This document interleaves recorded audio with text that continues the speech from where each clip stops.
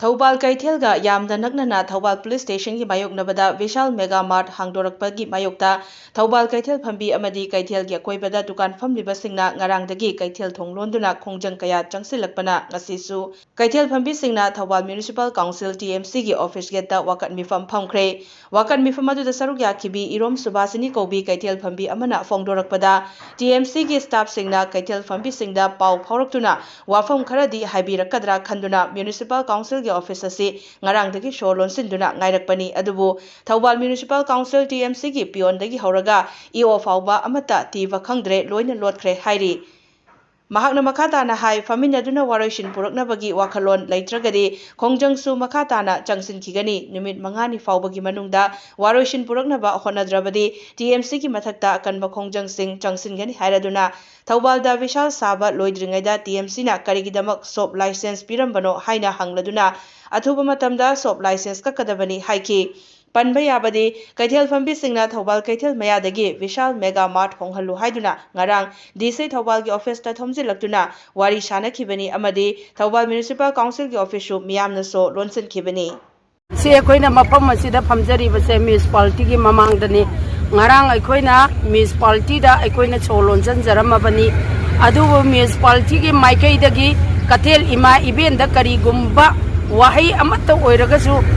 हाइबीरकद्रा हाइना अखोइना ngasi फावबा ngairगा लाखिबनी अदुगी ओना तैनबदे municipality की अखोइगी कनो इओ नचिंगबा पियोलदगी न इओ फावबगी अमत थीबा खंगद्रे लोइना लोटखरे अदोय तारगदी सबाइना वारोइसिन पोरकपगी वाखलोल लैत्रगदी अखोइ मखा ताबा अखोइ चंगसिनखिगनी अदुगा मसिदैदा अखोइना नुमिन मंगानी पीरी नुमिन मंगानी पीरी सि बावगी मनुंगदा वारोइसिन पोरक्तबा तारगदी अखोइ मखोइगी मथक्ता अकनबे एक्शन लौगनी करी मरमगी दमक्ता अखोइना हौजिक लैरिबा करी मखोइना करी मरमगी दमक्ता मोइना सोप लाइसेंस पिरंबनो फायर सर्विस की जो मोइगी सोप लाइसेंस पिरमदे अखोइना थिरबो मतमदा अदुगा DC की जो अयाबा पिरमदे अदुगा पार्किंग जो लैते असुम्बा मयामसिना मरम ओइरकाना मयामसे चांगजे सुरकाना माना सोप लाइसेंस पिगदब नत्रा मादी म्युनिसिपालिटी से साबा हौद्रिङै लोइद्रिङैदे औना सोप लाइसेंस से म्युनिसिपालिटी ना हाने पिथोअगा लैरमे अदो इतारगदी सिगी सोप लाइसेंस से अथुबा मतमदा कक्कदबनी करिगुम्बा कक्तबा सिंथोअगदी मागी मथक्ता अखोइजु तौबा याबे एक्शन तोरकनी अदुगा नुमित मंगानी अखोइना मतम पीरी नुमित मंगानी सिगी मनुंगसिदा करिगुम्बा सिगी रीजन सिगी पाखुम अमत लाक्तबा तारगदी अखोइजु मागी मथक्ता लौबा याबे एक्शन लौगनी अदुगा मांग मसानाजु खंगदबनी अखोइ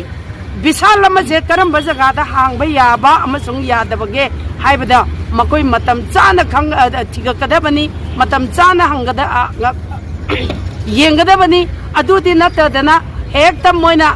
अखोइगी करिसु केनो तौद्रबा अखोइगी बाजार मनुंगजिदा हेक फम थमजलकपा हाइबसे मा वाखन याम थेली वाखन याम थेनबा मरमना मादी अखोइ सिदैसिदा थंबा सुग्या यारोय मादी ट्रांसफर अखोइना नत्रगना मा थबक्तगी सस्पेंड तौगदबनी किसान साहब लोइद्रङैदा सोप लाइसेंस पिथोखिबा म्युनिसिपालिटी ना किसान साहब लोइद्रङैदा म्युनिसिपालिटी ना सोप लाइसेंस पिथोखिबा